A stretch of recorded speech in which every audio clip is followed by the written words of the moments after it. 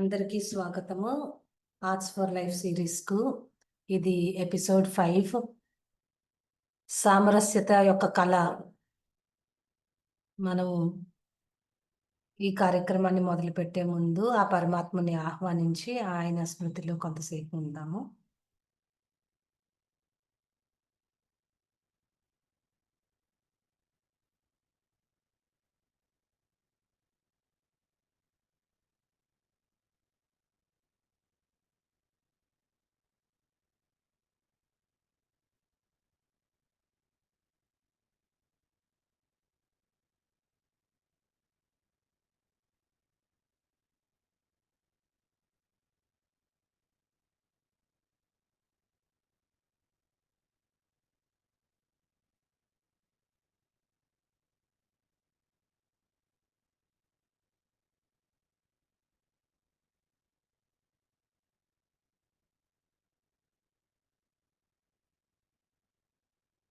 అందరికీ స్వాగతము arts for life సిరీస్కి episode 5కి.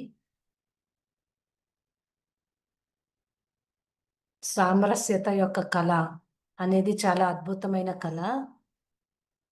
అందరితో సామరస్యత అంటే స్వయంతో సామరస్యత ఉన్నప్పుడే జరుగుతుంది. మన దగ్గర ఒక senior Rajayogi speaker brother Ken Brazil నుంచి ఉన్నారు. ఈ ఆడియన్స్ కి వీరేమీ కొత్త కాదు, కానీ వారి గురించి ఒక ఇంట్రొడక్షన్ అనేది చెప్పుకోవడం జరుగుతుంది. వారు ఆస్ట్రేలియన్, కానీ ఇప్పుడు సౌత్ అమెరికాలో ఉన్నారు. మొత్తం పోర్చుగీస్ కల్చర్ అంతా కూడా అవలంబించి ఉన్నారు. వారు పోర్చుగీస్ కూడా చాలా బాగా మాట్లాడగలుగుతారు. ఒక 50 ఏళ్లుగా ఆయన బ్రహ్మకుమారిస్తో జోడింపబడి ఉన్నారు. 1975 నుంచి వారు ఒక రచయిత. 18 బుక్స్ రాశారు. లీడర్షిప్ మీద, పర్సనల్ ఆర్గనైజేషన్ డెవలప్మెంట్ మీద కూడా రాశారు. వారికి ఎన్నో అవార్డ్స్ వచ్చాయి. వారు గెస్ట్ స్పీకర్గా కూడా ఉన్నారు. ఇంటర్నేషనల్గా ఉన్న ఎన్నో వాటికి గెస్ట్ స్పీకర్గా ఉన్నారు. వారి హృదయానికి నచ్చేటువంటి టాపిక్ ఏంటంటే స్ట్రెస్ మేనేజ్మెంట్ మరియు క్వాలిటీ ఆఫ్ లైఫ్ ప్రోగ్రామ్. వారితో పాటు ఇంకొంతమంది రచయితలు కలిపి ఈ కార్యక్రమాన్ని మేము చేస్తాము బ్రహ్మకుమారిస్లో. వారికి అతి దగ్గరగా అవడానికి కారణం ఏంటంటే వారు ప్రేమగా, నమ్రతతోని వారు ప్రపంచవ్యాప్తంగా ప్రయాణిస్తున్నప్పటికీ కూడా మాకు ఎప్పుడు కావాలి అన్నా మనకి టాక్స్లోనే వస్తూ ఉంటారు. సిస్టర్ క్లౌడియాని ఇప్పుడు రిక్వెస్ట్ చేస్తున్నాము. Formal welcoming. గుడ్ మార్నింగ్ అందరికీ. Good morning can brother. మన ఇద్దరము ఒకే సేమ్ జోన్ టైంలో ఉన్నాము.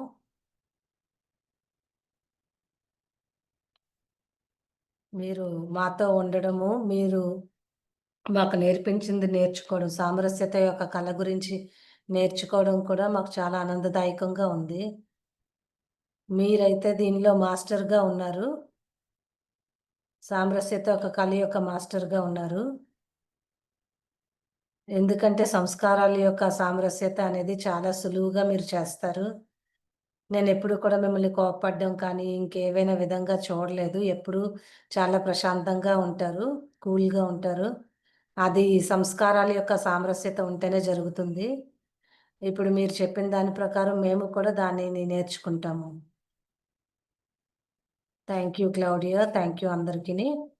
Good morning, good afternoon, good evening అందరికీ ఎక్కడైతే మీరు ఉన్నారో అక్కడ.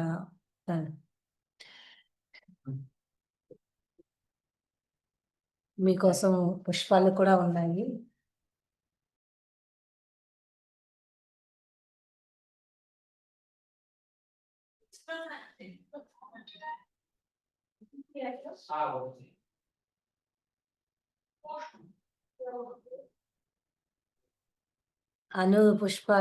అనుబెన్ పుష్పాలు ఇస్తున్నారు.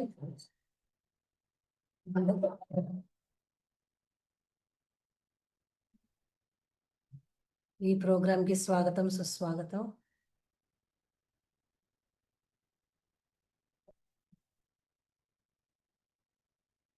నేను ఈ టాపిక్ లైవ్‌లోకి రాకముందు క్లాడియా చెప్ గుర్తు చేసుకున్నారు. నేను బ్రెజిల్‌లో ఉండేటప్పుడు అలాగా చాలా చోట్ల ఉండేటప్పుడు కొంచెం కల్చరల్ అడ్జస్ట్‌మెంట్ అనేది ఉండేది.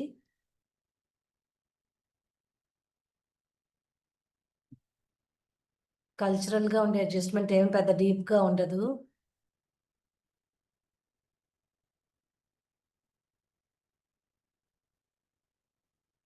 ఎందుకంటే కొన్ని ఎమోషన్స్ అయితే సేమ్‌గానే ఉంటుంది. అంటే ఒకలాంటి సంఘటనలో ప్రేమగా ఉంటాం. ఒకలాంటి సంఘటనలో సంతోషంగా ఉంటాము.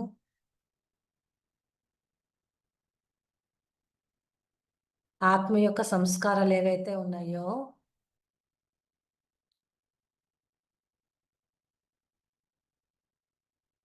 కొన్నిసార్లు సూపర్ఫిషియల్‌గా ఉంటాయి. కానీ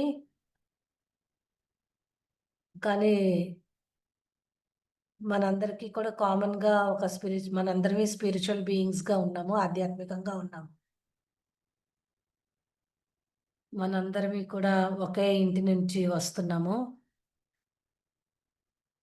దానినే ఒక్కొక్కరు ఒక్కొక్క పేరుతో పిలుస్తూ ఉంటారు. నిర్వాణ అని, శాంతిధామం అని కానీ మనం అందరమే అక్కడి నుంచే వచ్చాము. మనం కిందకి వచ్చిన తర్వాత మనము వివిధత్వానికి వెళ్ళిపోతాం. భిన్నత్వానికి వెళ్ళిపోతాము. అందుకే కొన్ని విషయాల్లోని ఒకరితో ఒకరు పరస్పరంలోని తేడాగా ఉంటాము. మాట్లాడేది, చేసేది, కర్మల్లోని కొన్ని భిన్నత్వాలుండొచ్చు. ఎందుకంటే ఒక్కొక్కరం ఒక్కొక్క స్థానంలో ఉన్నాం కాబట్టి. మన ప్రాముఖ్యతలు కూడా మారిపోతూ ఉంటాయి. ఇష్టాయిష్టాలు కూడా ద భిన్నంగా ఉంటాయి. మన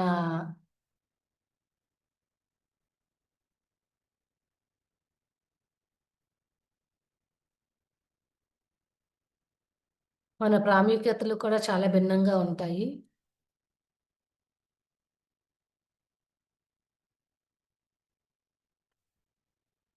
అందువల్ల మనము భిన్నమైన భాషలు కానీ, భిన్నమైన సంస్కృతులు కానీ వాటిలో ఉంటాము.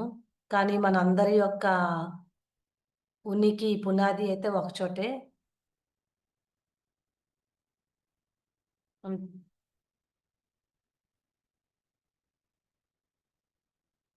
అసలు మన సామరస్యత అనేది ఎక్కడ మొదలవుతుందంటే,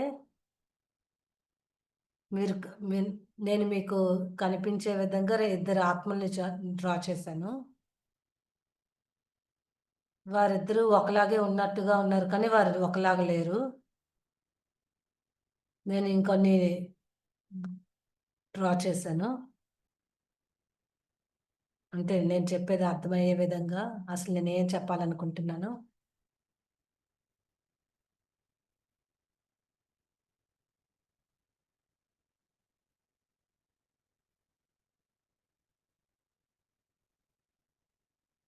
ఆ గ్రీన్ కలర్ మైండ్ అని అనుకుంటే, ఒక్కొక్కరికి ఒక్కొక్క మైండ్ ఉంటుంది. అంటే మన ఎమోషన్స్‌ని ప్రాసెస్ చేసే విధానం భిన్నంగా ఉంటుంది.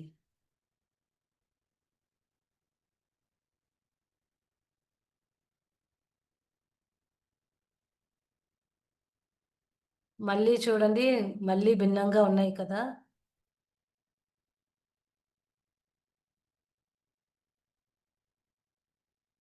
మొత్తానికి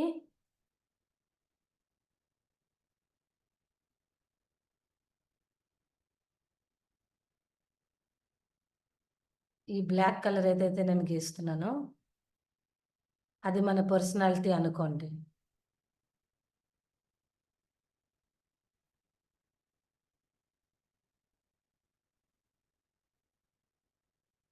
ఒకళ్ళు స్క్వేర్‌గా ఉన్నారు. ఒకరు ఇంకొకలాగున్నారు.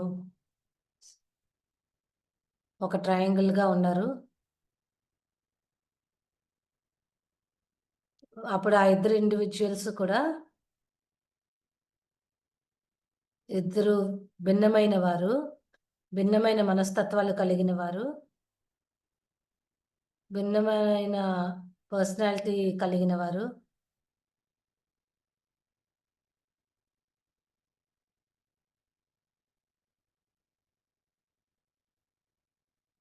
ఇద్దరూ ఆత్మలే కదా! మరి ఇద్దరు ఎందుకు భిన్నంగా ఉంటారు అని అడిగితే, ఒకరు ట్రయాంగులర్ పర్సనాలిటీ ఉన్నారు. ఒకళ్ళు స్క్వేర్ పర్సనాలిటీగా ఉన్నారు. ఒకరితో ఒకరు సామరస్యాన్ని చేసుకోవాలనుకుంటున్నారు.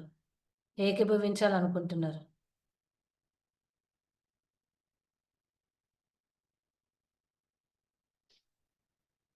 మనం సామరస్యతను ఎలా తేగలం అంటే, ఆ పర్సనాలిటీకి లోపల, ఆ మైండ్‌కి లోపల వా వెనుక ఏమున్నదో తెలుసుకుంటేనే మనం అది చేయగలుగుతాం. మన కల్చరల్ డిఫరెన్సెస్ ఇవన్నీ కూడా సూపర్ఫిషియల్‌వే. చాలా విషయాలు చాలా సూపర్ఫిషియల్‌గా ఉండొచ్చు.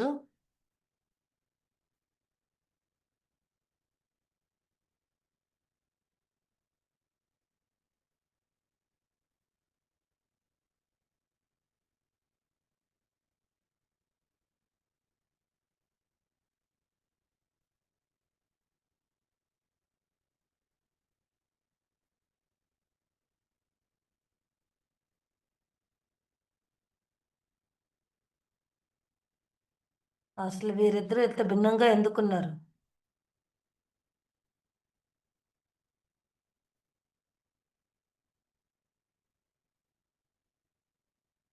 మనం ఏదై మనం ఏదైనా మాట్లాడే ముందు వారిద్దరూ ఒకలాగా ఉండాలని మనం ఇమాజిన్ చేసుకుంటున్నాం.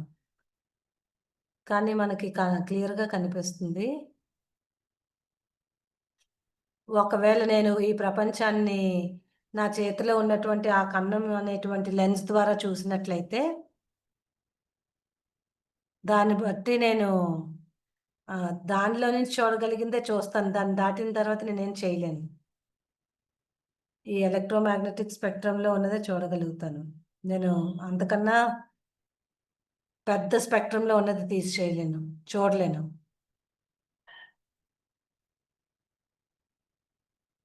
లైట్ షైనింగ్ అవ్వడం కానీ, ఎలక్ట్రిసిటీ, మాగ్నెటిజం చూడలేము. అవేవి చూడలేము.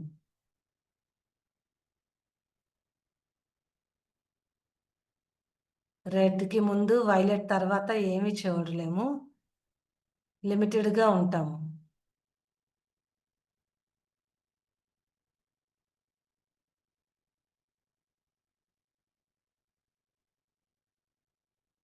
ఫిజికల్‌గా మనం చాలా కొద్ది విషయాలనే చూడగలుగుతాం.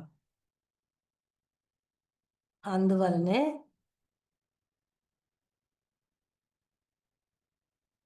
మనము ఈగని కానీ, దోమని కానీ కొట్టాలనుకున్నప్పుడు అది మన చేతిని ముందే పసిగట్టేస్తుంది.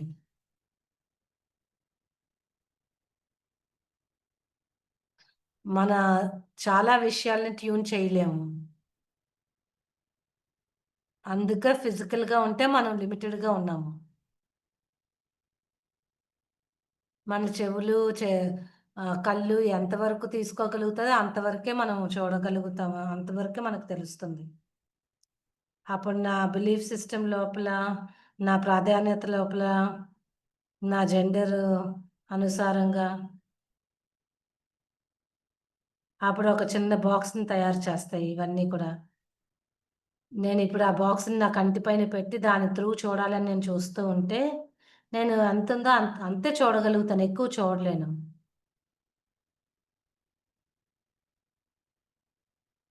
నేను నా నా దృక్కోణంతో చూస్తున్నాను. వారికి ఇంకొకరికి ఇంకొక యాంగిల్ ఉంది. నా దగ్గర ఒక యాంగిల్ ఉంది. ఆయన దగ్గర ఇంకొక యాంగిల్ ఉంది. నేను చిన్నగా చూడగలను. ఆయన పెద్దగా చూడగలుగుతారు. మరి ఇద్దరివి సామరస్యంగా ఉండాలి అంటే, నేను చాలా చిన్నగా చూస్తున్నాను. అంటే నేను ఒకవైపు చూస్తున్నాను. రెండో వైపు నాకు కనిపించట్లేదు ఎందుకు అని అంటున్నాను. వాళ్ళు కూడా నాకు ఒకటి కనిపిస్తుంది. రెండోది కనిపించట్లేదు ఎందుకు అంటున్నారు.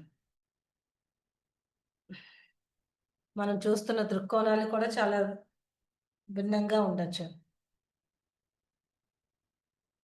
మనం మీదకి తలెత్తి చూసినప్పుడు ఒకలా ఉంటుంది. మీద నుంచి కిందకి చూసినప్పుడు ఇంకొకటుంటుంది. ఇది కేవలం ఫిజికల్ గురించే కాదు.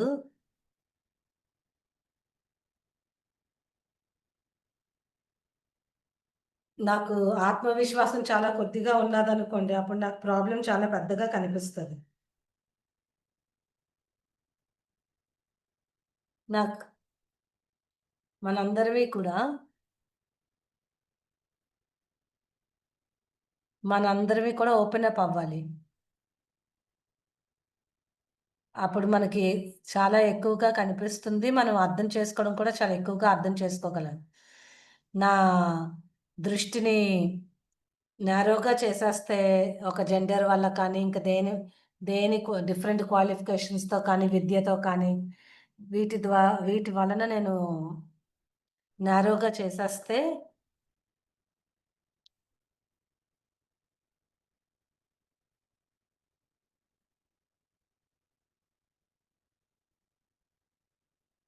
ఒక ఇటుకలు మోసేవారు ఆ బిల్డింగ్‌ని ఎలా చూస్తారు? ఒక ఆర్కిటెక్ట్ ఆ బిల్డింగ్ చూసేవారు ఎలా చేస్తారు? ఒక షూ పాలిష్ చేసేవాళ్ళు ఆ షూనెలా చూస్తారు? ఒక షూ తయారు చేసేవారు ఆ షూనెలా చూస్తారు? ఎవరి ప్రాముఖ్యతలో ఎవరు ముఖ్యమైన అంశాలు వారికుంటాయి. మనం చాలా విషయాలకి చాలా డిఫరెంట్‌గా ఇంపార్టెన్స్ ఇస్తాం. మరి మనందరిలో ఉన్నటువంటి కామన్ ఏంటి అనంటే, ఈ బయట ఉన్నటువంటి భిన్నత్వాలు లోని కాకుండా మన లోపలగా కామన్‌గా ఉన్నదేంటంటే, చాలా రూల్స్ ఉన్నాయి. కానీ నేను నంబర్ 1 రూల్ చెప్తున్నాను.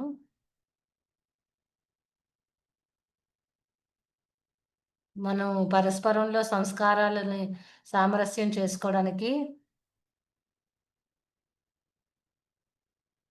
మనకున్న అవగాహన ఆధారంగా, మనకున్న ప్రాముఖ్యత ఆధారంగా, దృక్కోణం ఆధారంగా ఉంటుంది. మనం కమ్యూనికేట్ చేసే విధంగా ఉంటుంది.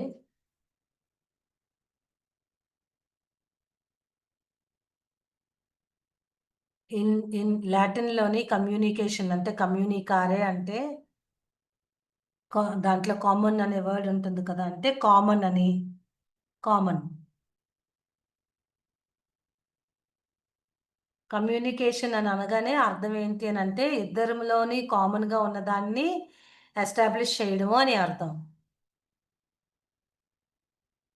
మనందరివి కూడా పరమాత్ముడి యొక్క సంతానము. మనందరివి శాంతి స్వరూపము, ప్రేమ స్వరూపము, ఆనంద స్వరూప ఆత్మలమే. మనం ఆధ్యాత్మిక ఆత్మలమే. మనకి అనేక జన్మలు ఉన్నాయి ఈ ప్రపంచంలో. మనకి అందరికన్నా ఎక్కువ ఎక్స్‌పీరియన్స్ ఉన్నది అని మనం చెప్పలేము. కానీ మనందరికీ కూడా కామన్‌గా ఉన్నవి చాలా ఉన్నాయి. అదే ఒక బ్రిడ్జ్‌గా ఉంది. అప్పుడు ఆ బ్రిడ్జ్ ఉంటే ఇద్దరు కూడా సామరస్యంగా ఉండడం సులువవుతుంది. కమ్యూనికేషన్ అనేది ఉద్దేశపూర్వకంగా ఉండాలి. నేను వారికి చేరుకునేలా ఉండాలి.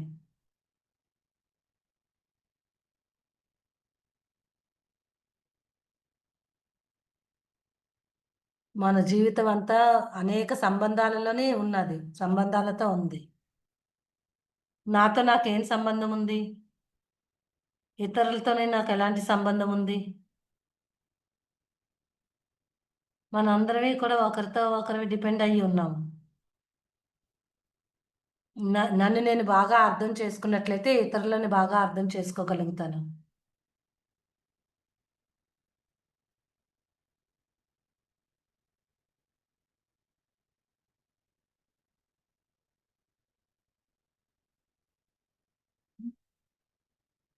నా ఎదురుగా ఉన్న వారికి కొన్ని తెలుసు.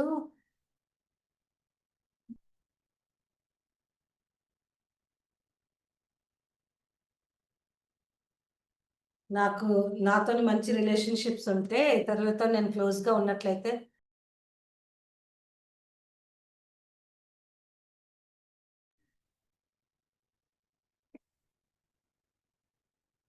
అందుకు మనకి ఏదైతే ఈ 3 రిలేషన్‌షిప్స్ ఉన్నాయో నాకు ఉన్న సంబంధము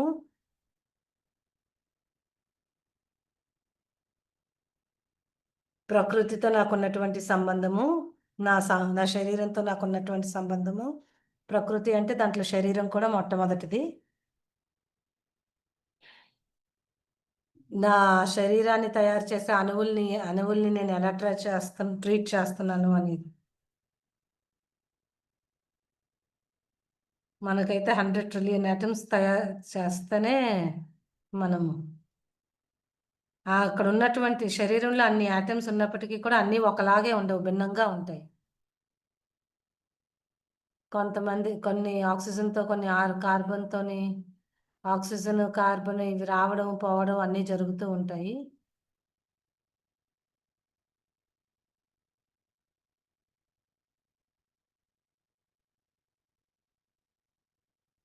రూ. 4 తీసుకోమన్నా. ఓరంటే ఎక్కువ.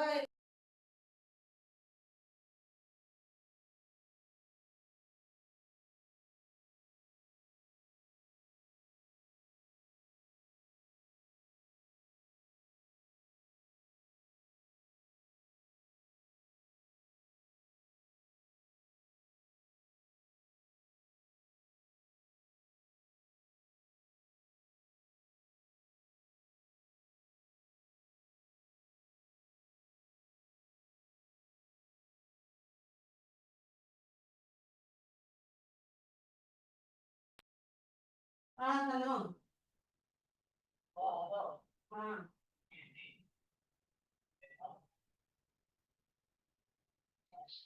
భగవంతుడు అనేవారు ఒకేలా ఉంటారు. నా ఫౌండేషన్ గాడ్ అయితే నేను ఇంకా స్టేబుల్‌గా అవుతాను.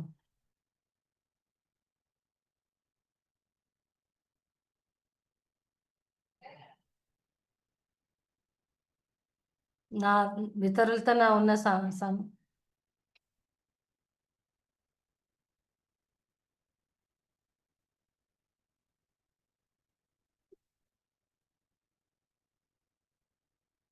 నా సమయాన్ని ఉపయోగించడం చాలా ఆర్గనైజ్డ్‌గా ఉండాలి.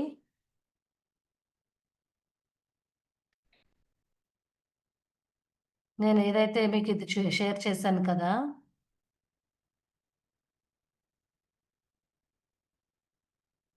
వారిద్దరిలో ఉన్నటువంటి భిన్నత్వం కారణంగా ఒకరితో ఒకరు సామరస్యంగా ఉండడం కష్టమే. నేను ఒక ఎగ్జాంపుల్ చెప్తున్నాను. ఒకవేళ నేను చాలా పిరికివాడిని అయ్యుండొచ్చు. నేను చాలా సిగ్గుపడే నేచర్‌లో ఉన్నాను. నేను చాలా క్వైట్‌గా ఉండే నేచర్‌లో ఉంటే, నాతో ఉన్నవాళ్ళు ఎవరైనా చాలా అగ్రెసివ్‌గా ఉన్నారు.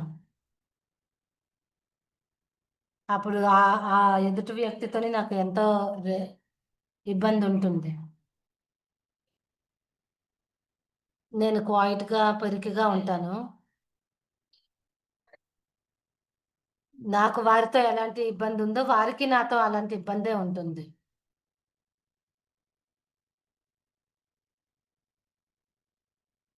అప్పుడు వాళ్ళంటారు, "నువ్వెందుకు కొంచెం ధైర్యంగా ఉండవు" అని అంటారు. "నువ్వెందుకు ఇలాగున్నావు" అని అడుగుతారు.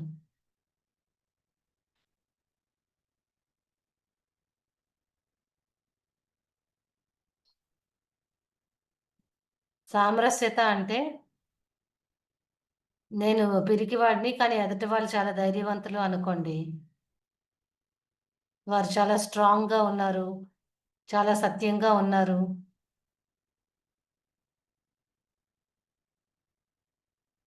ఈ ఇద్దరి మధ్య ఉన్న అడ్జస్ట్‌మెంట్ ఏదైతే ఉందో,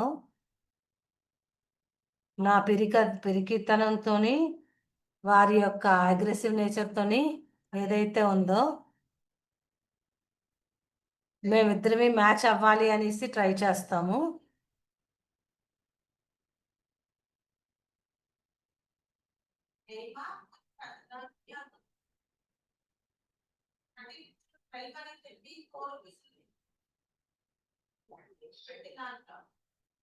సామరస్యత అనేది ఇద్దరిలో ఉన్నవంటి గుణాలతోని సామరస్యత ఏర్పడుతుంది.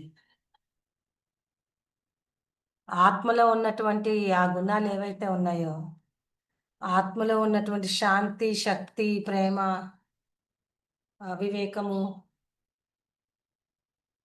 మా ఇద్దరికీ కూడా ఆ క్వాలిటీస్ ఉన్నాయి. గుణాలతోని అంటే ఆత్మ యొక్క గుణాలతోని సామరస్యత జరుగుతుంది. ఇది చాలా అర్థం చేసుకోవాల్సిన విషయం.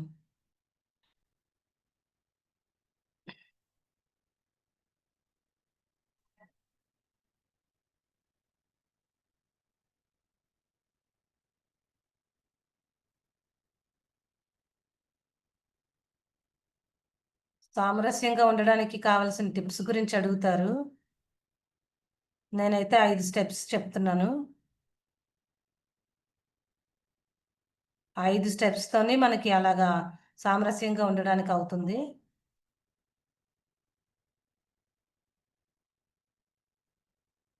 మొదటిది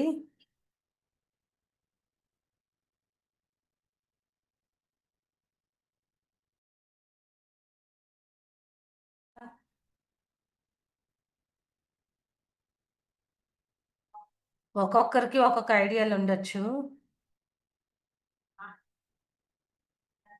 ఇద్దరూ భిన్నమైనటువంటి మైండ్‌లు, భిన్నమైనటువంటి బుద్ధి కలిగి ఉండొచ్చు. వీరిద్దరి మధ్యలోని అంటే ఇక్కడ 2 మైండ్స్ ఉన్నాయి. 2 బుద్ధిలున్నాయి. సంస్కారాలు కూడా 2 రకాలున్నాయి. అంటే 6 విషయాలు ఉన్నాయి ఇక్కడ.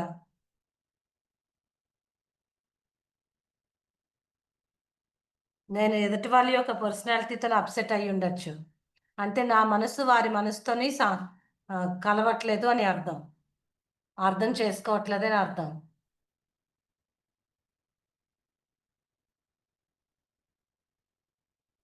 ఆహ్, ఇద్దరు కలిసుండే వ్యక్తులు ఒకే ఆహారం, ఒకే నీరు, ఒకే అన్నీ తీసుకుంటూ ఉంటారు.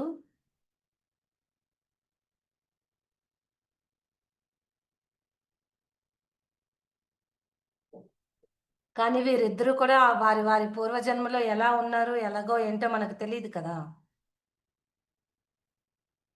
ఈ భిన్నత్వాలేవైతే ఉన్నాయంటే ఇవంతా కూడా మనకి చాలా చిక్కుల్లో చిక్కులు చిక్కుకుంటారనమాట. వారిద్దరూ ఒకరితో ఒకరు కొంచెం అతీతంగా అయితే తప్ప, ఎందుకంటే వారిద్దరికీ పర్సనాలిటీ ట్రైట్స్ చాలా డిఫరెంట్‌గా ఉన్నాయి. వారి యొక్క మెమరీ ప్రాబ్లమ్స్ అన్నీ వేరు వేరుగా ఉంటుంది. వాళ్ళు ప్రయత్నించినప్పటికీ కూడా అసలు అవ్వకపోవచ్చు. ఎందుకంటే వారి లక్షణాలు, వ్యక్తిత్వ లక్షణాలు వేరుగా ఉంటాయి.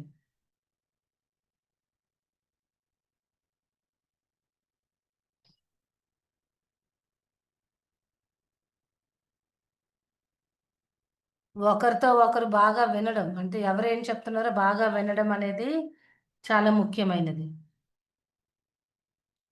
బాబా మనకు చెప్పేది కేవలం పదాలు కాదు. పదాల వెనకాతల వాళ్ళ అంతరార్థం ఏంటో మనకు తెలియాలి.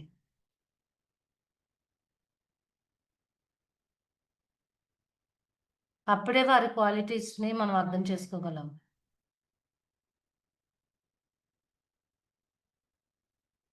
హ్మ్. అసలు ఈ వ్యక్తులందరూ ఎక్కడి నుంచి వస్తున్నారో మనకు అర్థమైనట్లయితే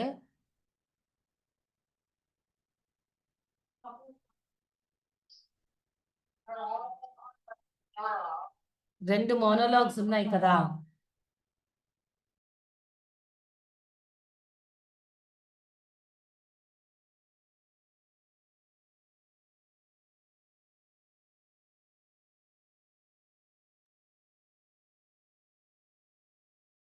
అయితే చూడరా 9, 9 బాగా అమ్మ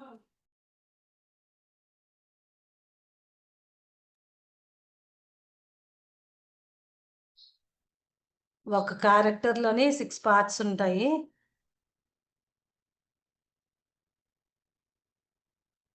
చైనీస్ యొక్క ఒక పార్ట్ అంటే కళ్ళు. మనం వారిని చూస్తూ ఉండడం. అంటే వారిని వింటున్నప్పుడు ధ్యానంగా చూస్తున్నాం కదా!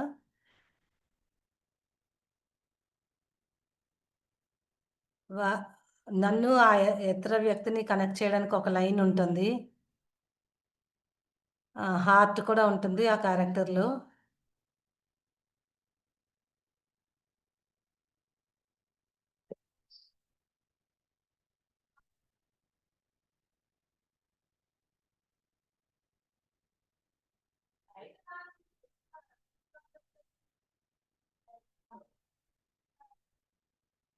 ఒక పార్ట్ కింగ్‌గా ఉంటుంది. కళ్ళని ఉపయోగించడం మీ మీ మనసులో ఉంటుంది. ఇతరులని రాజుగా చూస్తున్నాము మనము. అదొక క్యారెక్టర్ ఉంటుంది. మనం ఆ శ్రమ చేసినట్లయితే మన దృష్టి అన్ని వైపులు వెళ్తుంది.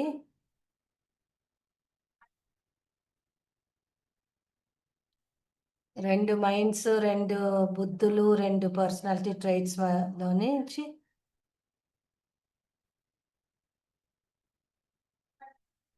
అంటే నా అంతరాత్మలో ఉన్నది ఎదుటివారి అంతరాత్మలోకి చేరుకోవడం.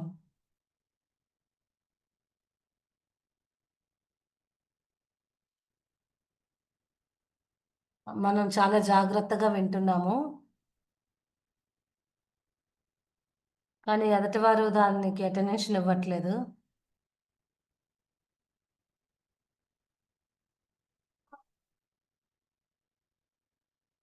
అప్పుడు మనకనిపించొచ్చు ఏంటి వీరింత కఠినంగా ఉన్నారు, కఠినంగా ఉన్నారు అనేసి.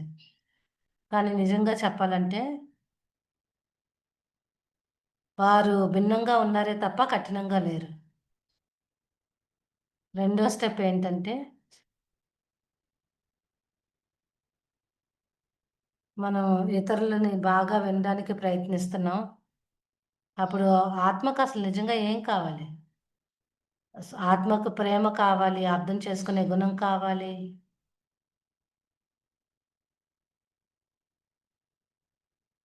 నాకర్థమైంది అనేది వారికి చెప్పగలిగితే, అప్పుడు మనం వారిద్దరి మధ్యలో ఉన్నటువంటి రెస్పెక్ట్‌లు అంటే కల్చరల్ డిఫరెన్సెస్ మిగతా ఉన్న ఏవి డిఫరెన్సెస్ అయినా సరే మనం రెస్పెక్ట్ చేయగలుగుతాం. వ్యక్తిత్వ లక్షణాలు యొక్కవి అన్నీ కూడా మనం మనం రెస్పెక్ట్ చేయగలుగుతాం. అప్రిషియేట్ చేయగలుగుతాం.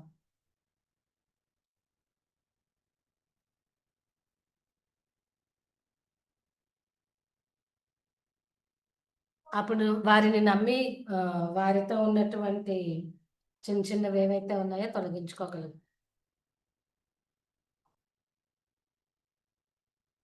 సామరస్యత అంటే అన్నీ ఒకేలాగా ఉండాలని కాదు.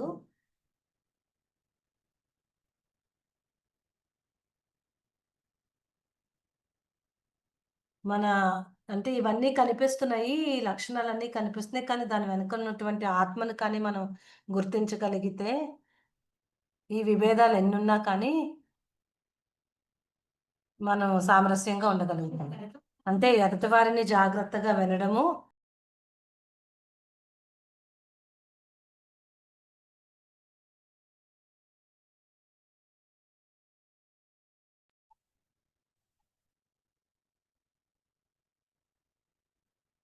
మనం ఎవరికైనా డిస్‌రెస్పెక్ట్ ఇస్తే వారి ఆత్మకి ఒక గాయం తలిగిస్తున్నట్టు.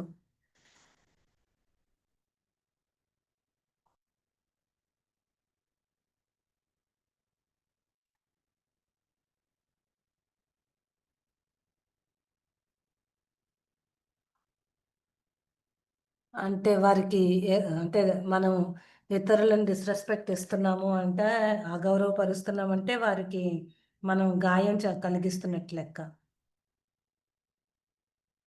మూడవది మీ నుంచి లేదంటే నా నుంచి నేను క్లియర్‌గా కమ్యూనికేట్ చేయాలి.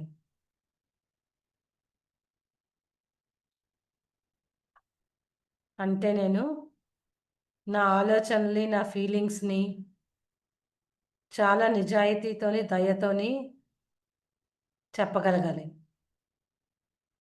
అక్కడ మన భాషని కూడా మనం చెక్ చేసుకోవాలి. నేను నాకిలాగనిపిస్తుంది అని అంటాం. నాకిలాగ అర్థమైంది అని అంటాం.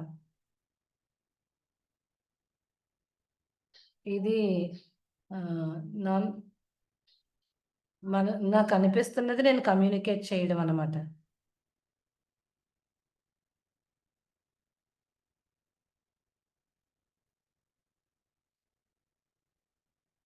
మనం అంటూ ఉంటాం. నేను ఎన్ని వందల సార్లు నీకు చెప్పాలి, నేను ఎన్ని సార్లు చెప్పాలి అని. ఇలాంటి భాష వాడుతూ ఉంటాము.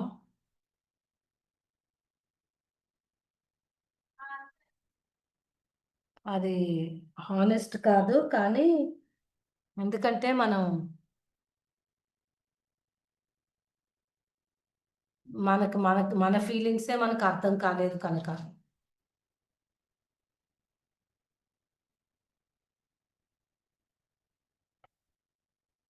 అసలు ఇలాగ ఎందుకు జరుగుతుంది? ఎప్పుడు మీరు ఇలాగ ఎందుకు అంటున్నారో ఇలాంటివన్నీ మాట్లాడుతూ ఉంటాము. మీకున్నటువంటి ఆహ్, ఇంటాలరెన్స్ వల్ల మీరు డిస్టర్బ్ అయ్యున్నారు. అప్‌సెట్ అయ్యున్నారు.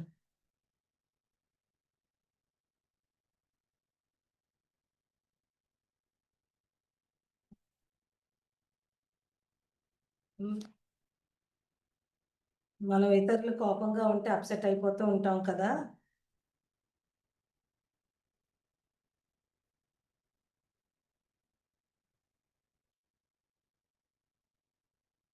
ఇంకొకటి మనం అడాప్ట్ చేసుకోవాలి.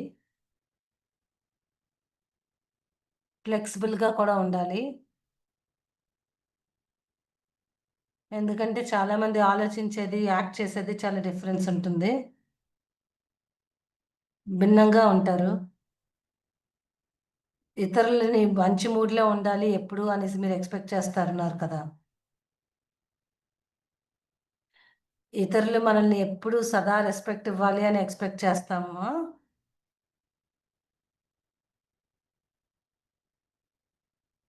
దీంట్లో చాలా ఫ్యాక్టర్స్ ఉన్నాయి.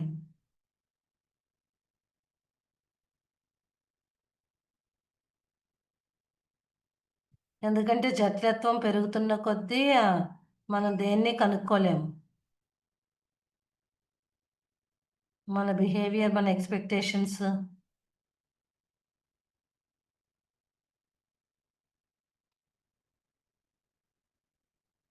నేను సరైనటువంటి బిహేవియర్ సరే